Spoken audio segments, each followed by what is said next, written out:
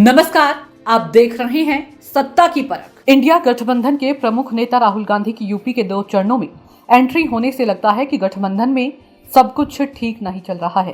पहले चरण में कांग्रेस नेता प्रियंका गांधी केवल सहारनपुर में रोड शो करने के लिए आई। इसके अलावा उनकी सक्रियता कहीं नहीं दिख पाई।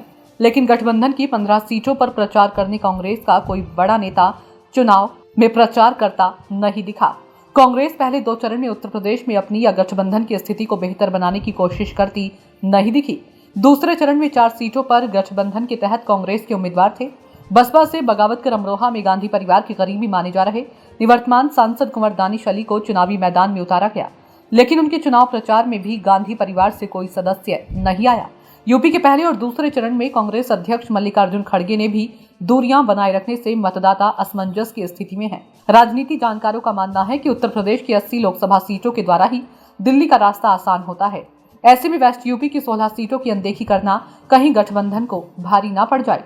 जबकि यूपी में बीजेपी के राष्ट्रीय अध्यक्ष प्रधानमंत्री नरेंद्र मोदी, गृह मंत्री अमित शाह, यूपी के सीएम योगी आदित्यनाथ सहित तमाम बड़े और छोटे नेता एक के बाद एक चुनावी सभा कर रहे हैं और गठबंधन के नेताओं के पास अभी यूपी को देखने का टाइम ही नहीं है। गठबंधन के प्रमुख दल कांग्रेस ने यूपी में चुनाव प्रचार का पूरा जिम्मा समाजवादी पार्टी पर छोड़ दिया।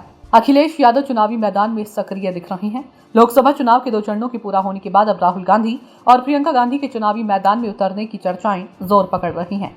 कांग्रेस के पूर्व अध्यक्ष राहुल गांधी के अमेठी से चुनावी मैदान में उतरने की चर्चा है, तो वहीं रायबरेली से पार्टी की राष्ट्रीय महासचिव प्रियंका गांधी वाड्रा चुनावी मैदान में ताल ठोक सकती हैं। दरअसल अब तक इन दोनों सीटों पर कांग्रेस ने कैंडिडेट का ऐलान नहीं किया। माना जा रहा है कि शनिवार को होने वाली कांग्रेस की बैठक में अमेठी और रायबरेली के कैंडिडेट पर फैसला हो सकता है।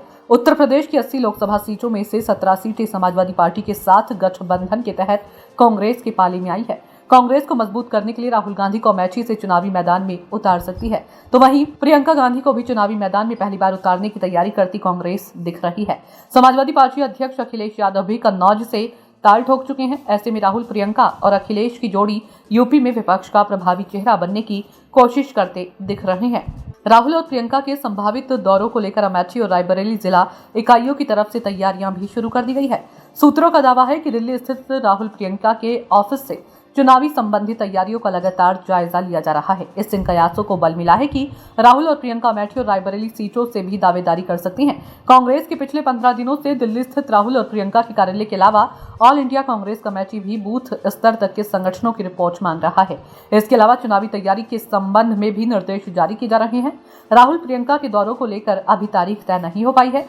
हालांकि दावा किया जा रहा है कि तीसरे चरण से राहुल प्रियंका यूपी के चुनावी मैदान में दिख सकते हैं।